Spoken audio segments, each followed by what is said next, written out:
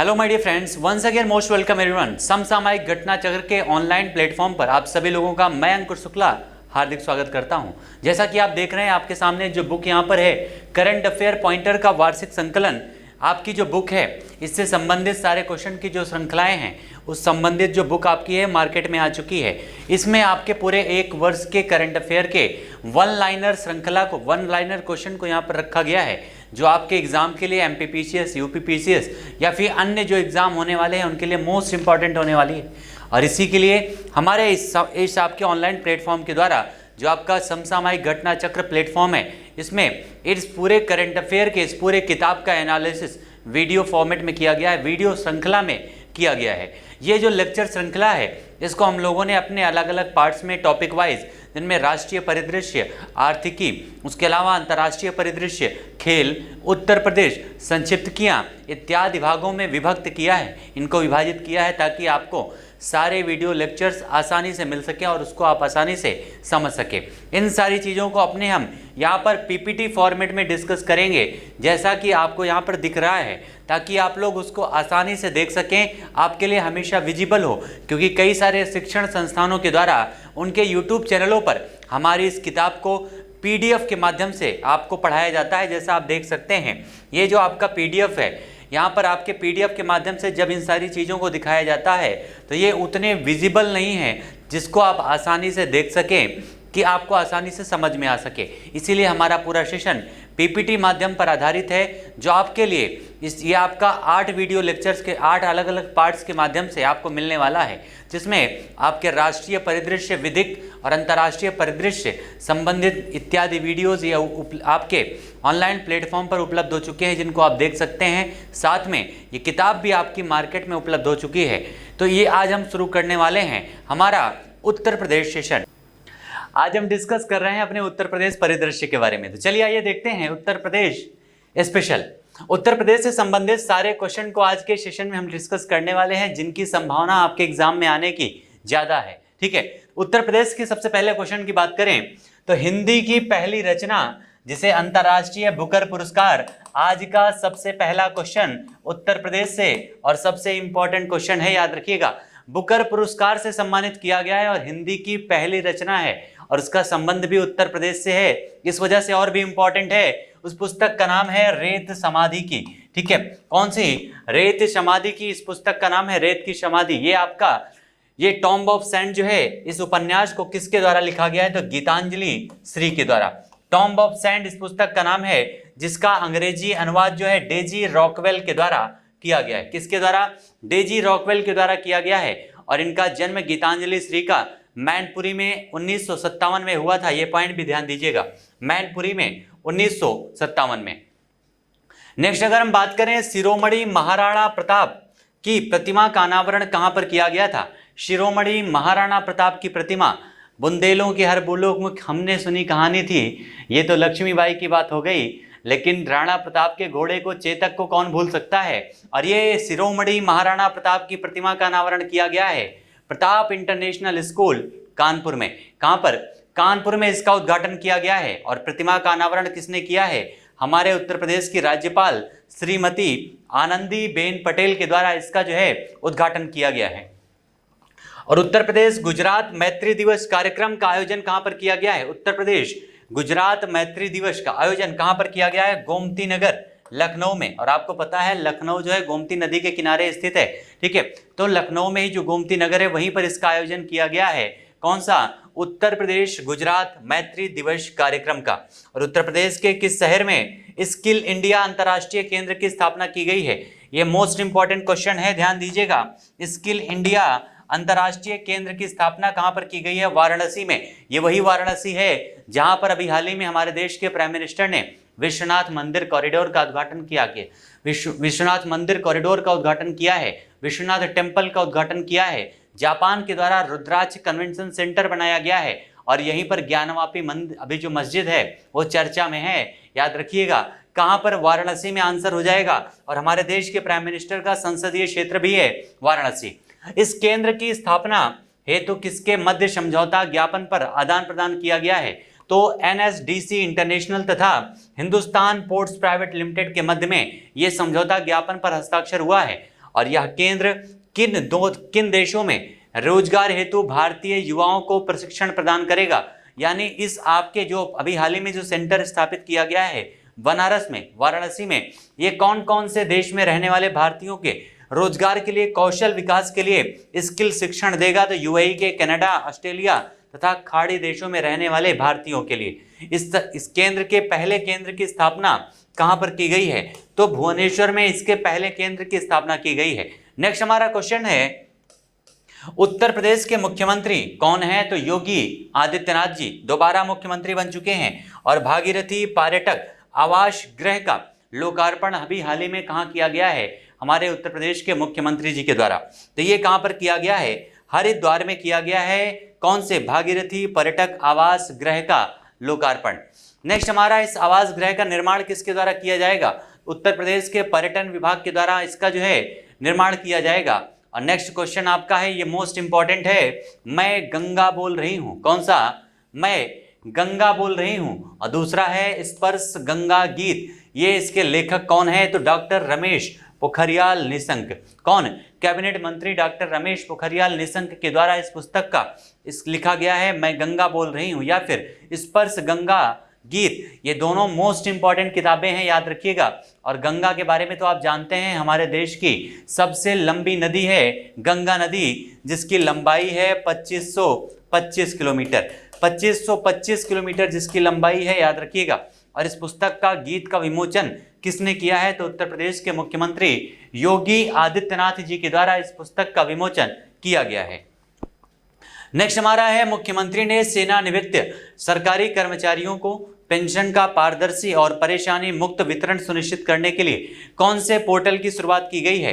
तो उत्तर प्रदेश सरकार के द्वारा पेंशन के लाभार्थियों की समस्याओं का समाधान करने के लिए ई पेंशन की शुरुआत की गई है। किसका? ई पेंशन की शुरुआत की गई है। और इस पोर्टल की शुरुआत किस अवसर पे किया गया है? तो अंतर्राष्ट्रीय मजदूर दिवस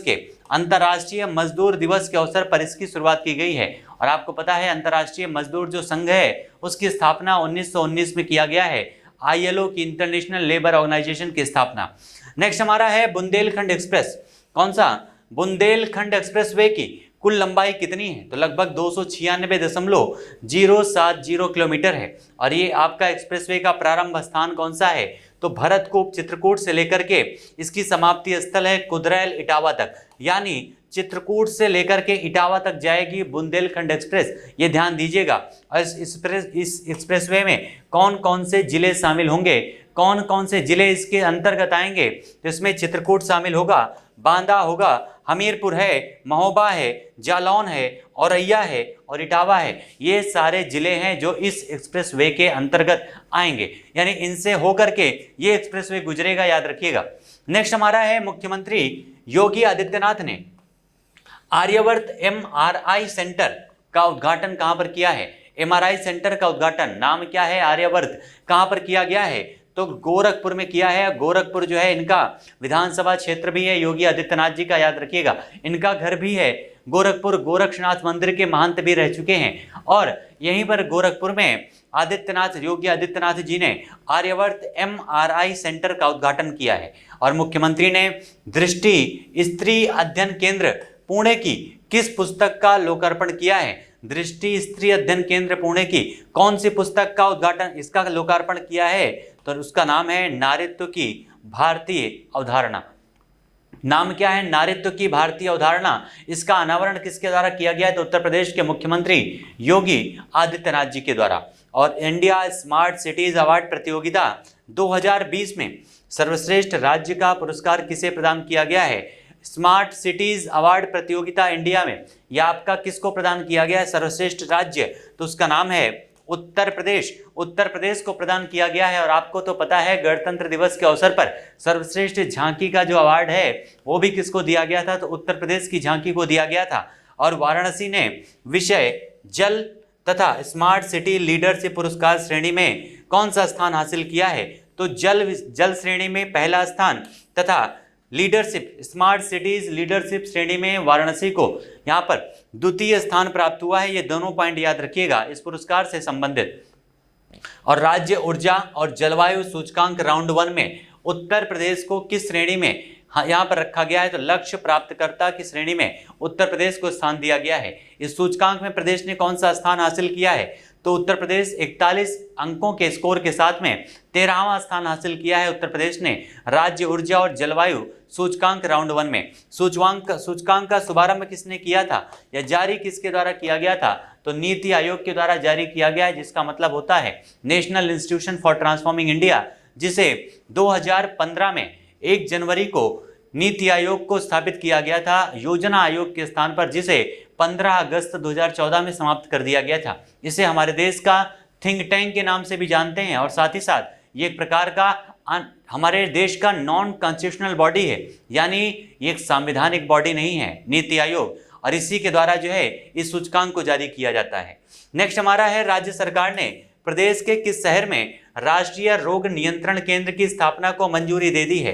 तो ये रोग नियंत्रण केंद्र जो है ये कहां पर स्थापित किया जाएगा? तो लखनऊ में। और आपको पता है कि डिफेंस एक्सपो, कौन सा डिफेंस एक्सपो जो इसके पहले हुआ था अभी, जो आपका केवड़िया गुजरात में होने वाला है इस बार, लेकिन इसके पहले का 2021 का जो डिफेंस एक्सपो है उसका आयोजन कहां पर किया गया था? तो हमारे उत्तर प्रदेश के लखनऊ में ही इसका आयोजन किया गया था। लखनऊ में, उत्तर प्रदेश की कैपिटल भी है लखनऊ, याद रखिएगा।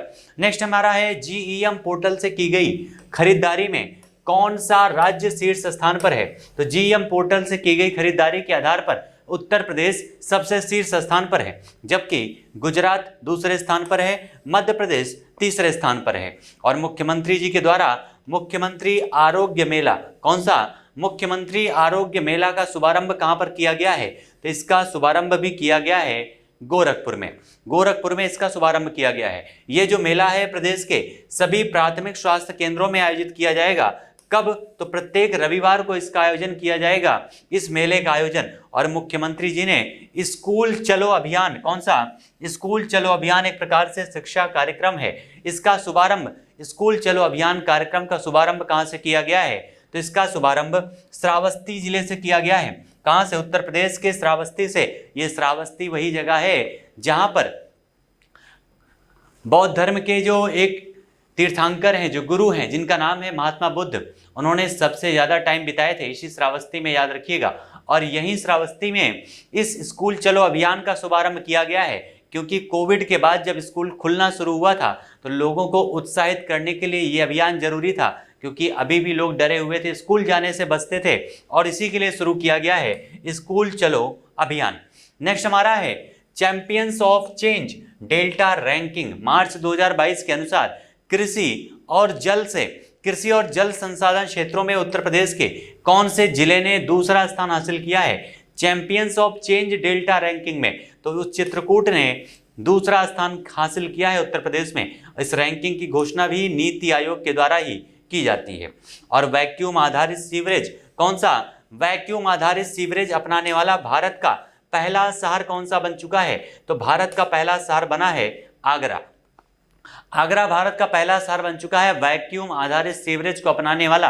और आपको तो पता है आगरा में कई सारे मेले लगते हैं, ठीक है, आगरा में कई सारे मेलों का आयोजन किया जाता है। एक बार कमेंट में आंसर छाप करके आप लोग बताइएगा कि आगरा में किस मेले का आयोजन किया जाता है। जल्दी से आंसर बताइएगा और आंसर हो जाएगा आगरा, उत्तर प्रदेश। लोक निर्मला सम्मान 2022 से राज्यपाल आनंदीबेन पटेल के द्वारा किसे सम्मानित किया गया है? तो पद्म भूषण शारदा सिन्हा को। कहां से हैं? तो बिहार से हैं, इन्हीं को सम्मानित किया गया है लोक निर्मला सम्मान 2022 से। और लोक निर्मला सम्मान 2021 से किसे सम्मानित किया गया था? तो पद्मश्री गुलाबो शपेरा। किसको? पद्मश्री गुलाबो शपेरा को सम्मानित किया गया था 2021 के लोक निर्मला सम्मान से। और इनका संबंध कहां से है? तो राजस्थान क्षत्रियों की भूमि से इनका संबंध है पद्मश्री गुलाबो शपेरा जी का। नेक्स्ट हमारा है लोक निर्मला सम्मान 2022 का ये समारोह का आयोजन किसके द्वारा किया गया है? तो सांस्कृतिक संस्था सोन चिरैया के द्वारा जो है इसका आयोजन किया गया था। और उत्तर प्रदेश में 6 रोगियों को, यानी टीबी रोगियों के लिए। और आपको हमने मार्च के महीने में बताया था कई सारे दिवसों के बारे में कि मार्च के महीने में आपके 20 तारीख को जो आपका खुशहाली दिवस मनाया जाता है, 21 तारीख को वन संरक्षण दिवस मनाया जाता है, 22 तारीख को जल दिवस मनाया जाता है, विश्व जल दिवस, 23 तारीख को शहीद दिवस मनाया जाता है, और 24 को मनाया जाता है टीबी दिवस। और ये आपका टीबी रोगियों को गोद लेने के कार्यक्रम में किन जिलों ने शीर्ष स्थान को प्राप्त किया है उत्तर प्रदेश में? तो गाजियाबाद पहले स्थान पर है, लखनऊ उसके बाद है, फिर प्रयागराज है, उसके बाद बुलंदशहर है और लास्ट में है यहाँ 5वें स्थान पर गोरखपुर। ठीक है।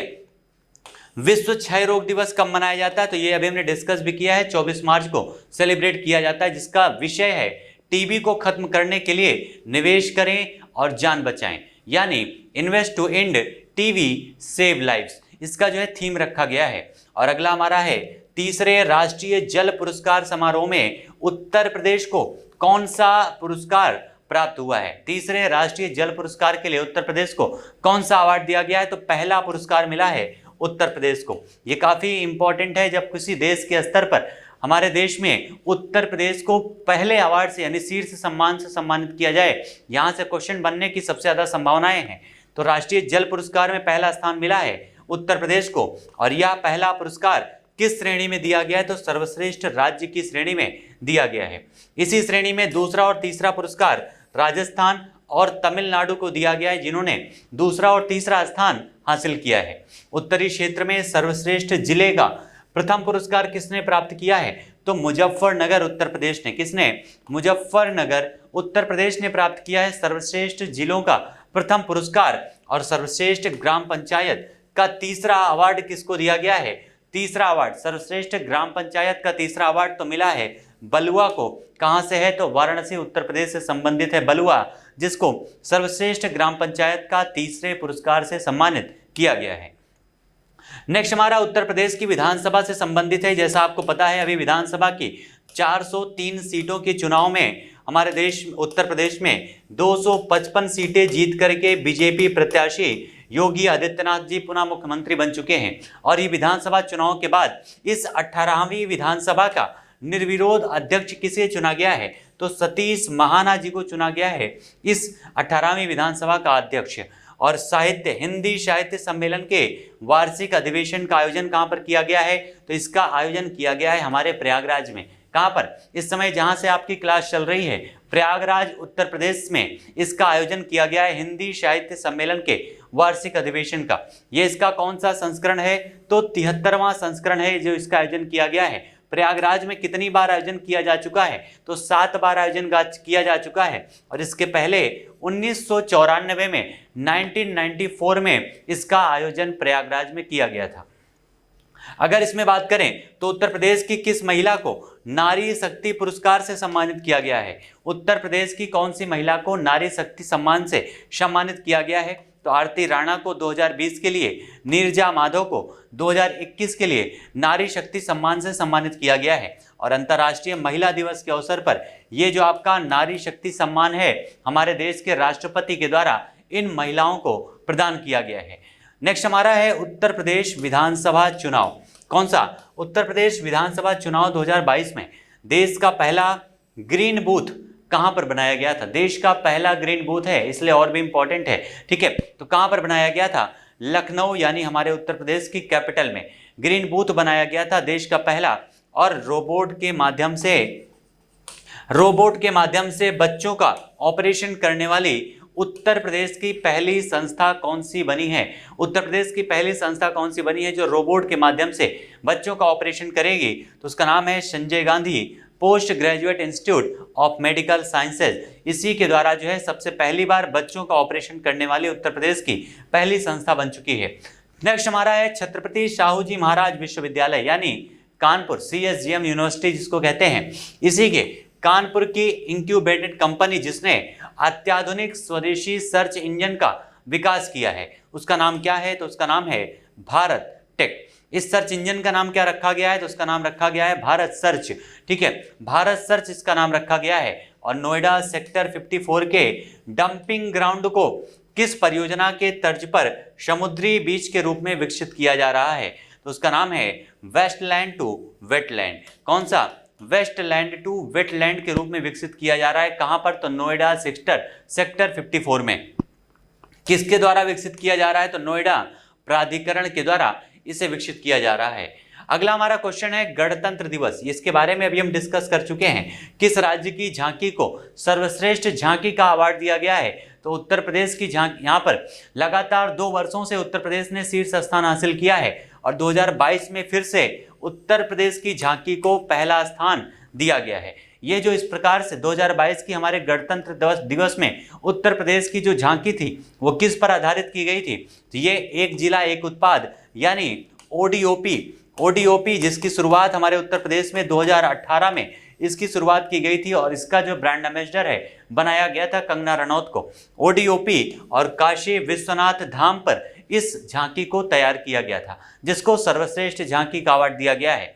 और मैनपुरी स्थित सैनिक स्कूल का परिवर्तन नाम क्या है? अभी हाल ही में मैनपुरी स्थित एक सैनिक स्कूल है जिसका नाम परिवर्तित कर दिया गया है। परिवर्तित करके उसका नाम रखा क्या गया है, तो जनरल विपिन रावत नौ सैनिक स्कूल। जनरल विपिन रावत की अगर बात करें तो विपिन रावत हमारे देश के पहले चीफ ऑफ डिफेंस स्टाफ थे, यानी हमारे देश के पहले सीडीएस थे जिनकी अभी हाल ही में एक दुर्घटना में एक हेलीकॉप्टर क्रैश होने की वजह से उनकी 14 जवानों के साथ मृत्यु हो गई थी चीफ ऑफ डिफेंस स्टाफ की। और उन्हीं की याद में उन्हीं के नाम से जनरल विपिन रावत सैनिक स्कूल का यहाँ पर मैनपुरी सैनिक स्कूल का नाम परिवर्तित करके उनके नाम पर रखा गया है। अगला हमारा है, मुख्यमंत्री ने नोएडा में स्थापित शूटिंग रेंज का नामकरण किस ख्यातिलब्ध निशानेबाज के नाम पर रखा गया है? नोएडा में स्थापित किया गया है। ये पॉइंट ध्यान दीजिएगा, यहाँ पर सबसे पहले इस पॉइंट को यहाँ पर नोट कर लीजिएगा कि स्थापित कहाँ किया गया है, तो नोएडा में। किसके नाम पर स्थापित किया गया है, तो चंद्रो तोमर के नाम पर, जो एक प्रकार से शूटर दादी के नाम से जानी जाती हैं। कौन सी? शूटर दादी के नाम से जानी जाती हैं चंद्रो तोमर, और इन्हीं के नाम से इसका जो उद्घाटन है नोएडा में, उत्तर प्रदेश के नोएडा में इसकी स्थापना की गई है। नेक्स्ट हमारा है उत्तर प्रदेश में। उत्तर प्रदेश ने अमेठी में किन 2 परियोजनाओं का लोकार्पण एवं शिलान्यास किया है? कहां पर? अमेठी में किया गया है। ठीक है, अमेठी में इसका शिलान्यास किया गया है तो राजकीय मेडिकल कॉलेज का और 200 सैया जिला रेफरल चिकित्सालय तिलोई का लोकार्पण किया गया है उत्तर प्रदेश के मुख्यमंत्री जी के द्वारा। और हमारे देश के प्राइम मिनिस्टर नरेंद्र मोदी जी के द्वारा मेजर ध्यानचंद खेल विश्वविद्यालय का अभी हाल ही में शुभारंभ कहां पर किया गया है? खेल विश्वविद्यालय। ये आपका जो क्वेश्चन है ये काफी इंपॉर्टेंट है, याद रखिएगा, मोस्ट इंपॉर्टेंट है। जो खेल विश्वविद्यालय की स्थापना की जा रही है हमारे उत्तर प्रदेश के कहां पर? मेरठ में। मेरठ में इसकी स्थापना की जाएगी, याद रखिएगा, मेरठ के सरधना में इसकी स्थापना की जा रही है। और भारत के किस राज्य में पहली पेशेवर पैरा बैडमिंटन एकेडमी का शुभारंभ किया जा रहा है? पहले अगर लग गया, जहां पर भी किसी क्वेश्चन में पहला वर्ड लग जाता है यानी वो मोस्ट इंपॉर्टेंट है। और भारत के किस राज्य में पहली पेशेवर पैरा बैडमिंटन एकेडमी की स्थापना की जा रही है? तो इसकी स्थापना की जा रही है उत्तर प्रदेश के लखनऊ में। उत्तर प्रदेश के लखनऊ में इसकी स्थापना की जा रही है, जिसकी शुरुआत, जिसकी अनाउंसमेंट हमारे देश के मुख्यमंत्री जी के द्वारा जब ओलंपिक और पैरा ओलंपिक के विजेताओं को सम्मानित किया जा रहा था उनके वापस आने के बाद जापान से, तभी इसकी अनाउंसमेंट की गई थी, याद रखिएगा। और अभी हाल ही में चर्चा में रही बकरी के सिर वाली योगिनी के पत्थर की मूर्ति का संबंध कौन से जिले से है? बकरी के सिर वाली योगिनी के पत्थर का संबंध कौन से जिले से है उत्तर प्रदेश के? तो इसका संबंध है बांदा से, उत्तर प्रदेश के बांदा से इनका संबंध है। और साहित्य अकादमी युवा पुरस्कार 2021 की घोषणा किसके द्वारा की गई है? साहित्य अकादमी युवा पुरस्कार 2021 का अनाउंसमेंट किसके द्वारा किया गया है? तो साहित्य अकादमी राष्ट्रीय साहित्य संस्थान के द्वारा। किसके द्वारा? साहित्य अकादमी राष्ट्रीय साहित्य संस्थान के द्वारा इसका अनाउंसमेंट किया गया है। इस पुरस्कार में हिंदी भाषा के लिए किसे सम्मानित किया गया है? तो हिमांशु वाजपेयी को, उनकी पुस्तक जिसका नाम है किस्सा लखनऊ का। कौन सा है? किस्सा लखनऊ का, लखनऊ के अवामी किस्से। इसी के आधार पर, इसी पुस्तक के आधार पर हिंदी भाषा के लिए हिमांशु वाजपेयी को इस सम्मान से सम्मानित किया गया है साहित्य अकादमी युवा पुरस्कार से। और हमारे देश के प्राइम मिनिस्टर ने किस आईआईटी संस्थान में ब्लॉकचेन आधारित डिजिटल डिग्री की लॉन्च किया है? हमारे देश के प्राइम मिनिस्टर के द्वारा कौन से राज्य में, कौन से देश के राज्य में ये आपका आईआईटी, कौन से आईआईटी संस्थान में डिजिटल ब्लॉकचेन आधारित डिग्री की लॉन्च की है? तो ये कानपुर आईआईटी में किया गया है। कहाँ पर? आईआईटी कानपुर में। और आपको पता है अभी हाल ही में जो आपका जारी किया गया है अटल, जो आपके इंडेक्स जारी की गई है यूनिवर्सिटी की, उस यूनिवर्सिटी रैंकिंग में उत्तर प्रदेश के इस संस्थान आईआईटी कानपुर का 5वां स्थान है और बीएचयू का रैंकिंग है 10वां। ये दोनों पॉइंट भी ध्यान दीजिएगा। रक्षा मंत्री राजनाथ सिंह के द्वारा ब्रह्मोस एरोस्पेस क्रूज मिसाइल निर्माण इकाई और डीआरडीओ के रक्षा प्रौद्योगिकी परीक्षण केंद्र की आधारशिला कहां पर रखी गई है? तो उत्तर प्रदेश के लखनऊ में इसकी आधारशिला रखी गई है, ब्रह्मोस एरोस्पेस क्रूज मिसाइल निर्माण इकाई की। ब्रह्मोस के बारे में हमने कई बार डिस्कस किया है कि ब्रह्मोस भारत और रशिया का संयुक्त उद्यम है। भारत और रूस के संयुक्त उद्यम के माध्यम से इसका निर्माण किया जा रहा है, जिसका नाम भारत की ब्रह्मपुत्र नदी और रशिया की मास्कोवा नदी के नाम पर रखा गया है। हमारे देश के प्राइम मिनिस्टर ने अमूल की बनास काशी संकुल परियोजना का शिलान्यास कहां पर किया है? तो अमूल की बनास काशी संकुल परियोजना का शिलान्यास वाराणसी उत्तर प्रदेश में किया गया है, बनारस में। और इसी के साथ प्रदेश के सबसे बड़े गोबर बायोगैस संयंत्र का भी उद्घाटन किया गया है। कहां पर? रामनगर उत्तर प्रदेश में, वाराणसी में इसका शुभारंभ किया गया है, प्रदेश के सबसे बड़े गोबर बायोगैस संयंत्र का। नेक्स्ट हमारा है, मुख्यमंत्री ने निपुण भारत निगरानी केंद्र, कौन सा? निपुण भारत निगरानी केंद्र की इसका उद्घाटन कहां पर किया गया है? तो योगीराज के जो जिले में, कहां से? गोरखपुर में इसका जो है उद्घाटन किया गया है, निपुण भारत निगरानी केंद्र की।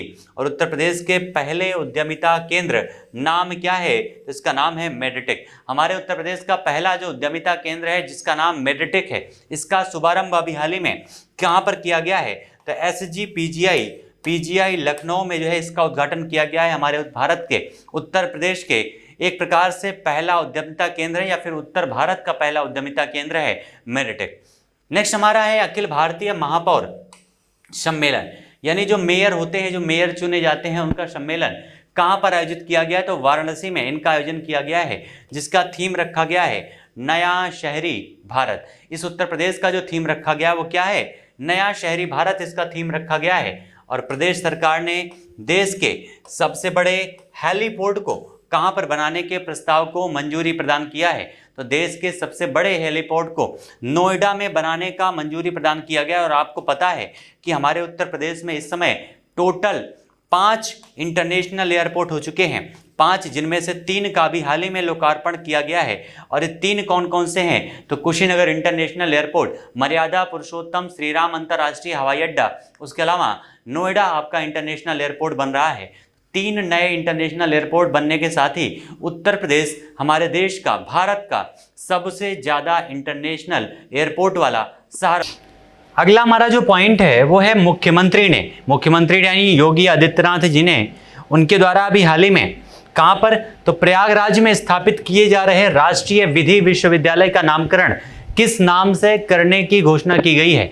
एक विधि विश्वविद्यालय की स्थापना की जा रही है, कहां पर? हमारे उत्तर प्रदेश के प्रयागराज में, जहां से आपकी क्लासेस चल रही हैं। तो ये इसका नाम रखा गया है डॉक्टर राजेंद्र प्रसाद, हमारे देश के पहले राष्ट्रपति के नाम पर जो है इस विधि विश्वविद्यालय का नाम रखने का फैसला लिया गया है। और उसके अलावा 25 नवंबर 2021 को प्रधानमंत्री ने किस हवाई अड्डे का शिलान्यास किया है? तो नोएडा इंटरनेशनल एयरपोर्ट का। नोएडा इंटरनेशनल एयरपोर्ट का शिलान्यास किया गया है। और आपको तो पता है, इसके पहले हमने डिस्कस भी किया था कि हमारे उत्तर प्रदेश में इस समय टोटल 5 अंतर्राष्ट्रीय हवाई अड्डे हो चुके हैं। और 5 अंतर्राष्ट्रीय हवाई अड्डों में से 3 अंतर्राष्ट्रीय हवाई अड्डे ऐसे हैं जिनका अभी हाल ही में शिलान्यास किया गया है, जिनमें मर्यादा पुरुषोत्तम श्रीराम अंतर्राष्ट्रीय हवाई अड्डा अयोध्या में है, उसके अलावा कुशीनगर इंटरनेशनल एयरपोर्ट, और तीसरा आपका नोएडा इंटरनेशनल एयरपोर्ट। 3 अंतर्राष्ट्रीय हवाई अड्डों का यहाँ पर उद्घाटन हुआ है। और इसी के साथ उत्तर प्रदेश पूरे भारत का सबसे ज़्यादा अंतर्राष्ट्रीय हवाई अड्डों वाला राज्य बन चुका है।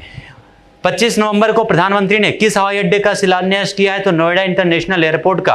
और ये जो आपका नोएडा इंटरनेशनल एयरपोर्ट है, इसका निर्माण किसके द्वारा किया गया है? तो टाटा प्रोजेक्ट्स लिमिटेड के द्वारा इसका निर्माण किया गया है। नेक्स्ट हमारा पॉइंट है 5 अंतर्राष्ट्रीय हवाई अड्डों वाला भारत का एकमात्र राज्य कौन सा बन गया है? तो अभी हमने जस्ट आपको बताया कौन सा राज्य बन चुका है। तो उत्तर प्रदेश बन चुका है 5 अंतर्राष्ट्रीय हवाई अड्डों वाला एकमात्र राज्य। और भारत का प्रथम नेट जीरो उत्सर्जन का एयरपोर्ट कौन सा होगा? इंटरनेशनल एयरपोर्ट जो आपका बना है नोएडा में।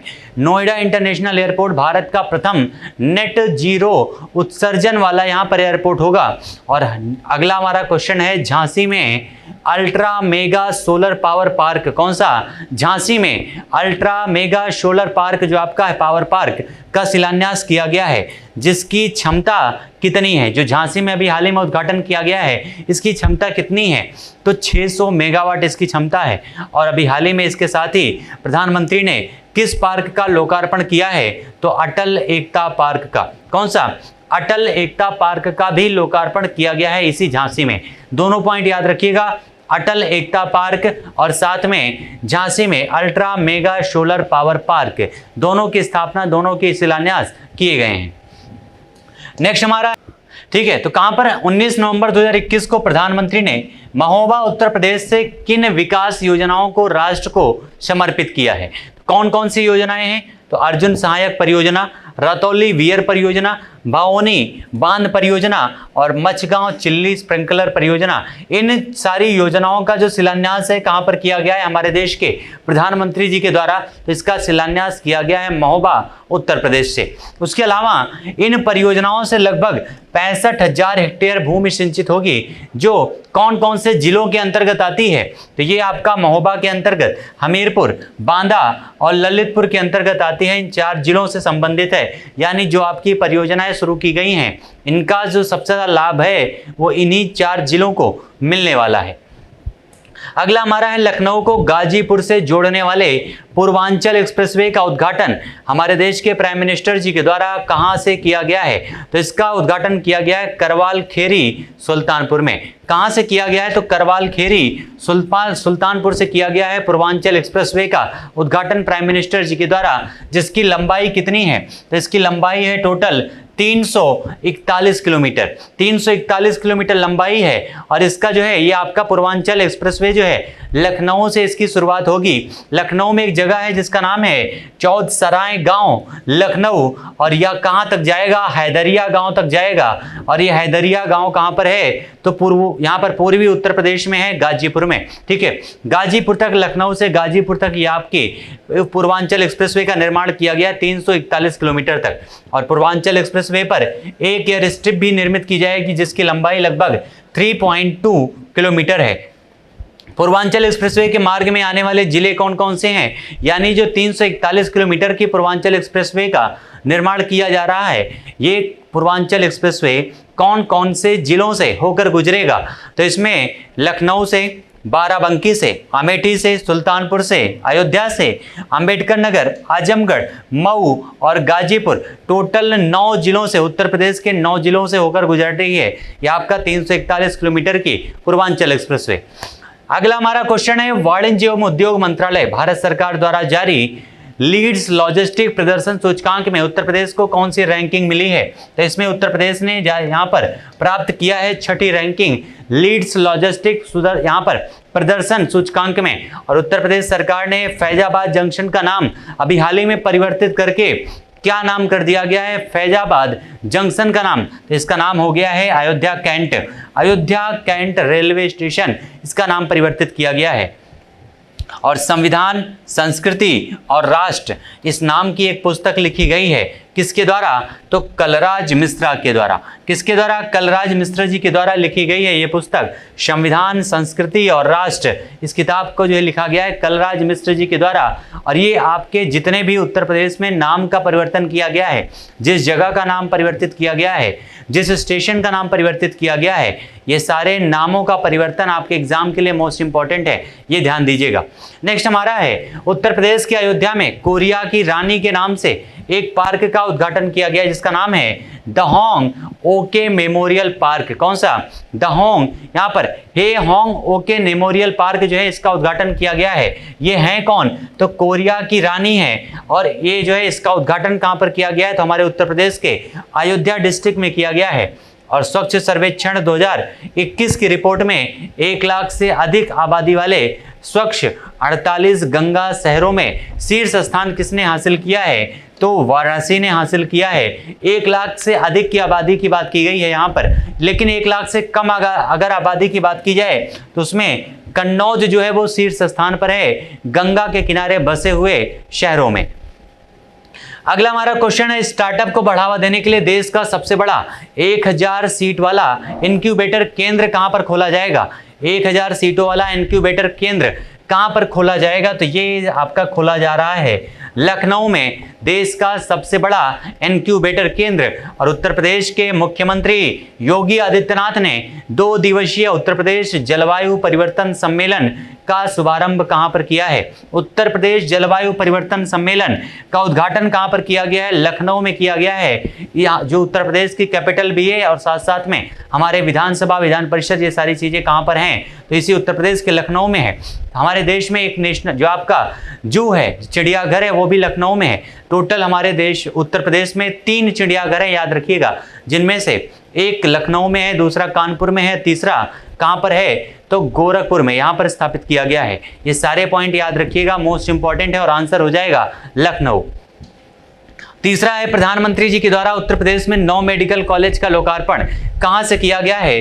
तो सिद्धार्थनगर से। यही सिद्धार्थनगर में काला नमक चावल महोत्सव भी मनाया गया था, सिद्धार्थनगर में, याद रखिएगा। और यहीं पर 9 मेडिकल कॉलेजों के लोकार्पण का जो है यहां पर शुभारंभ किया गया है देश के प्राइम मिनिस्टर जी के द्वारा।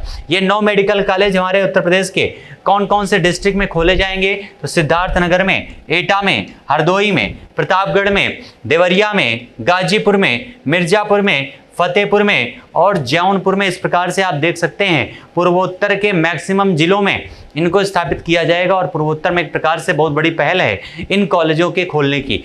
और अगला हमारा क्वेश्चन है कि उत्तर प्रदेश के बागपत जिले में उत्पादित किस प्रसिद्ध आम को भौगोलिक संकेतक यानी जीआई टैग दिया गया है? जीआई टैग दिया गया है किसको? रतौल आम को दिया गया है। किसको? रतौल आम को दिया गया है जीआई टैग। उत्तर प्रदेश में टोटल 27 प्रोडक्ट को जीआई टैग दिया जा चुका है, ये पॉइंट भी ध्यान रखिएगा। और इलाहाबाद उच्च न्यायालय के मुख्य न्यायाधीश का जो पदभार है किसने ग्रहण किया है? ये 11 अक्टूबर की बात की जा रही है। तो उत्तर प्रदेश में जो न्यायालय है, उच्च न्यायालय, उसका नाम है इलाहाबाद हाई कोर्ट, जो आपका है राजेश बिंदल, यहाँ पर मुख्य न्यायाधीश के रूप में उन्होंने पदभार ग्रहण किया है। और आपको तो पता है प्रयागराज एक ऐसी नगरी है जहाँ पर शिक्षा के साथ साथ धर्म और धर्म के साथ साथ न्याय, इन तीनों का संगम होता है, याद रखिएगा, क्योंकि एशिया का सबसे बड़ा हाई कोर्ट भी इलाहाबाद में है। उसके अलावा भारत, यहाँ पर पूरब का ऑक्सफोर्ड कहा जाने वाला इलाहाबाद यूनिवर्सिटी भी यहीं पर है। और उसके अलावा सबसे बड़ा जो आपका मेला लगता है कुंभ, उसका आयोजन भी उत्तर प्रदेश में किया जाता है। तो राजेश बिंदल जी जो यहाँ के मुख्य न्यायाधीश बनाए गए हैं इलाहाबाद हाई कोर्ट के। नेक्स्ट हमारा है प्रधानमंत्री नरेंद्र मोदी जी के द्वारा राजा महेंद्र प्रताप सिंह राज्य विश्वविद्यालय का शिलान्यास कहां पर किया गया है? तो अलीगढ़ में किया गया है। इस विश्वविद्यालय का शिलान्यास राजा महेंद्र प्रताप सिंह हैं कौन? तो ये वही हैं जिन्होंने लगभग ये अफगानिस्तान में भारत की पहली निर्वासित या भारत के बाहर पहली भारत की सरकार का इन्होंने स्थापना किया था भारत के। ठीक है, तो नाम क्या है? राजा महेंद्र प्रताप सिंह, और उन्हीं के नाम से राज्य विश्वविद्यालय की स्थापना की गई है अलीगढ़ में। और जीव विज्ञान का नोबेल कहे जाने वाला 16वां वार्षिक बेहलर कछुआ संरक्षण पुरस्कार किसको दिया गया है? तो भारतीय जीव विज्ञानी है, नाम है शैलेंद्र सिंह। नाम क्या है? शैलेंद्र सिंह। उन्हीं को इस बेहलर कछुआ पुरस्कार से सम्मानित किया गया है। और इस पुरस्कार को एक प्रकार से इस कछुआ संरक्षण क्षेत्र में नोबेल पुरस्कार की तरह से जाना जाता है। और उत्तर प्रदेश संस्कृत संस्थान पुरस्कारों के तहत सर्वोच्च विश्व भारती पुरस्कार, ये आपका मोस्ट इंपॉर्टेंट है, ध्यान दीजिएगा, 100% इंपॉर्टेंट है।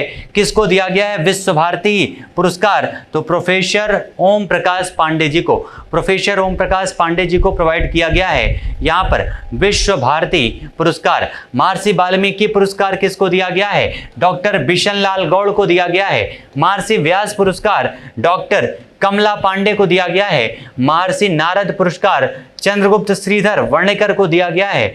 और केंद्र सरकार ने उत्तर प्रदेश के कौन से 2 शहरों में औद्योगिक क्लस्टर विकसित करने की अनुमति प्रदान की है? औद्योगिक क्लस्टर को यहां पर विकसित करने की अनुमति दी गई है उत्तर प्रदेश के कौन से 2 शहरों में? तो आगरा में और प्रयागराज में। ठीक है, आगरा और प्रयागराज में विकसित किया गया। और अभी आपको तो पता है कि मेरठ से लेकर के प्रयागराज तक एक हाईवे का निर्माण किया जा रहा है, एक एक्सप्रेसवे बन रहा है। उसका नाम क्या है? एक बार कमेंट में आंसर छाप के बताइएगा। मेरठ से लेकर के प्रयागराज तक। चलिए, जून 2021 में उत्तर प्रदेश मानवाधिकार आयोग के अध्यक्ष किसको बनाया गया है? तो न्यायमूर्ति बी के नारायण को। उत्तर प्रदेश मानवाधिकार आयोग का अध्यक्ष बनाया गया न्यायमूर्ति बी के नारायण को। इस प्रकार से हमारे उत्तर प्रदेश से संबंधित जितने भी most important one liner question बनते थे इस पूरे 1 ईयर में, उन सारे पॉइंट को हम लोगों ने यहाँ पर डिस्कस किया है। जो आपकी बुक जो आ रही है द पॉइंटर करंट अफेयर की वार्षिक संकलन, उसमें जो भी पॉइंट आपके लिए इंपॉर्टेंट हैं, जो आपके एग्जाम के लिए मोस्ट इंपॉर्टेंट क्वेश्चन थे, उनको कवर किया गया है, जिसका हमने आज अपने सेशन में एनालिसिस किया है। एक बार कमेंट सेक्शन में आप सभी लोग आंसर करके बताइएगा कि आज का सेशन आप लोगों के लिए कैसा रहा है। तो एक बार कमेंट में आंसर जरूर बताइएगा। और फिर से जितने भी दोस्त हमारे साथ जुड़े हुए हैं, सेशन को एक बार जिन्होंने लाइक नहीं किया है, एक बार सेशन को लाइक कर दीजिएगा, शेयर कर दीजिएगा सारे दोस्तों के बीच में। और ये आपका विशेष सेशन आपके एग्जाम जो MPPCS, UPPCS, अन्य जो एग्जाम है उनको देखते हुए उसी समय के आधार पर इसको स्टार्ट किया गया है। ठीक है, तो सारे लोग एक बार सेशन को लाइक और शेयर जरूर कर दीजिएगा। मिलते हैं अपने अगले सेशन में, तब तक के लिए आप सभी लोगों को thank you so much all my dear, thank you so much everyone.